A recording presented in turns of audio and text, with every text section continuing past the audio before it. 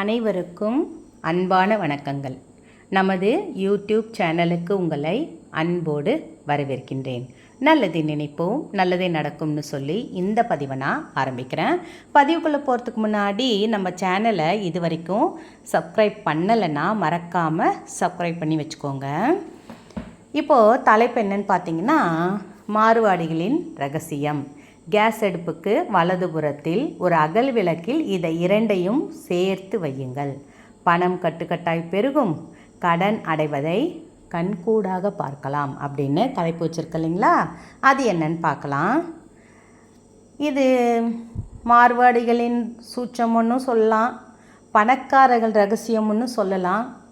இந்த விஷயங்கள்லாம் நான் செய்கிறேன் அப்படின்ட்டு யாருமே நமக்கு சொல்லவே மாட்டாங்க. நல்லா கவனித்து பாருங்கள்.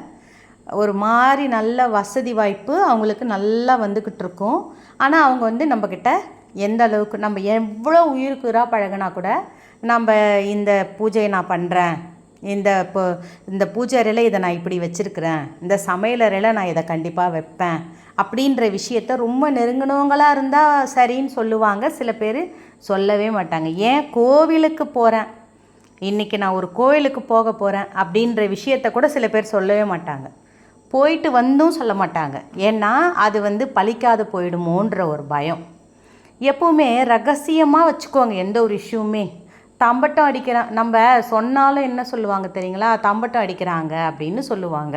அதனால் எந்த ஒரு விஷயமே, கோயிலுக்கு போய் வந்ததையோ இல்லை கடைக்கு போய் வந்ததையோ, நிறைய பேர் அதை ஒரு இதுவாக காட்டுறது, அது ஸ்டேட்டஸில் வைக்கிறது, அது எனக்கு தெரியல அது நல்லதா, அப்புறம் ஏதாவது ஒன்று ஆச்சுன்னா கஷ்டப்படுறாங்க. அது என்ன தான் இருந்தாலும் அந்த திருஷ்டின்றது கண்டிப்பாக அது நம்மளுக்கு சேரும். அதனாலேயே இப்போ நம்ம ஒருத்தர்கிட்ட சொல்கிறோன்னு வச்சுக்கோங்களேன், நான் இந்த விளக்கை ஏற்றினேன், இந்த கோயிலுக்கு போயிட்டு வந்தேன் அப்படின்னு, அது அவங்கன்னு குறிப்பாக நான் சொல்ல வரல.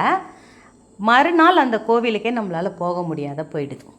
மறுநாள் அந்த அந்த அந்த விசேஷத்துக்கு, நான் போனேன், இப்போ பிரதோஷத்துக்கே போனேன்னு வச்சுக்குவோம், அந்த பிரதோஷத்துக்கே நான் சொல்லிட்டேன்னா ஒருத்தவங்கிட்ட, யாரோன்னு வச்சுக்கோங்க, யாரோ நீங்களே கூட அதை எடுத்துக்கோங்க, அதை பார்த்தீங்கன்னா, அதனால தான் எந்த ஒரு விஷயமே ரகசியமாகவே இருந்தால், மறைமுகமாகவே நம்ம வச்சுருக்கிறது நல்லது. அதனால தான் பணக்காரவங்களாம் நிறைய பண்ணுவாங்க.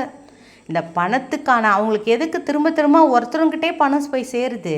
இப்போ நம்மலாம் கணபதி ஹோமம்னா ஒரு வீடு குடி போகிறோன்னா மட்டும்தான் செய்வோம். ஒரு சிலர் பார்த்திங்கன்னா 6 மாதம் குதிரம் பண்ணுவாங்க, இந்த சுதர்சன ஹோமம்னுவாங்க, சத்யநாராயண பூஜைன்னுவாங்க, இதெல்லாம் செய்வாங்க. நம்மளுக்கு தெரியாது, நம்மகிட்ட சொல்ல மாட்டாங்க. எதுக்கு செய்கிறாங்க, கோடீஸ்வரங்களுக்கு செய்கிறதுல நம்மளுக்கும் தெரியாது இல்லைங்களா, நம்மளே நடுத்தர வர்க்கத்தினர். அதனால் இந்த விஷயத்தை நான் உங்களுக்கு சமையலறையில் இந்த விஷயத்தை செய்யுங்க. சமையலறைனாலே நம்ம வீட்டு பூஜை அறை எந்த மாதிரி நம்ம பாவிக்கிறோமோ அதே மாதிரி தான் சமையலறையும் பாவிக்கணும். கசன்னு ஒழுவிக்கிட்டும் போய்கிட்டும், கேஸ் அடுப்பு மேலே பால் பொங்கி வழிஞ்சதுனாலே அடுத்த நிமிஷம் உங்கள் கையில் துணி இருக்கணும். அந்த பாலை தொடச்சி எடுத்துகிட்டு, ஏன்னா அந்த பால் நெருப்பில் கருகவே கூடாதுப்பா. அதனால் அதை தொடச்சி எடுத்துட்டு ஈர துணி வச்சு தொடச்சிட்டு தான் நம்ம பால் வச்சு டீ போடணும். போட்டது உடனே டீயை போட்டுருவோம், காஃபியை போட்டுருவோன்னு போட்டுட்டு அந்த பாலை காஞ்சி அந்த தீயில் கருகிற அந்த வாசனையாகப்பட்டது நம்மளுக்கு குடும்பத்துக்கு கஷ்டத்தை உண்டு பண்ணும். எது ஒன்றுமே கருக விடாமல் சமையல் செய்யுங்க. சரி, இப்போது மார்வாடிகள் பண்ணுறாங்க அப்படின்றத நான் சொல்கிறேன்.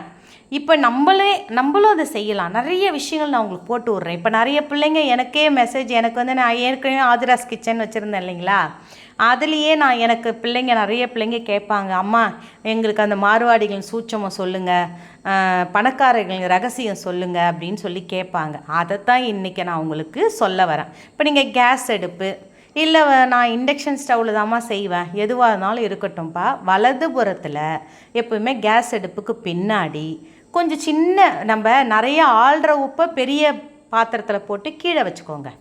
அதே அரிசி பானையும் சரி தான், கீழே குனிஞ்சு தலை வணங்கி எடுங்க அந்த அரிசியை, சரியா?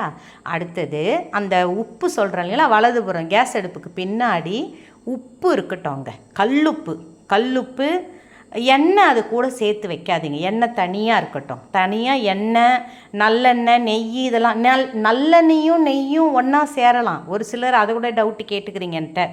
ஒன்றா சேரலாம். அதனால் இப்படி வந்து ஒன்று சேர்த்து ஏற்றலாம் விளக்கு கூட. ஏன்னா ரெண்டுத்துக்கும் ஒரே சக்தி தான். நல்லெண்ணெய் ஊற்றினாலும் பணம் பெருகும், வீட்டில் செல்வம் பெருகும். நெய் ஊற்றி தீபம் ஏற்றினாலும் செல்வம் பெருகும். ரெண்டும் ஒரே சக்தி. அதனால் ரெண்டுத்தையும் ஒன்றா ஊற்றி தீபம் ஏற்றலாம், தவறே கிடையாது. இப்போது வலதுபுறத்தில் அகல் விளக்கு.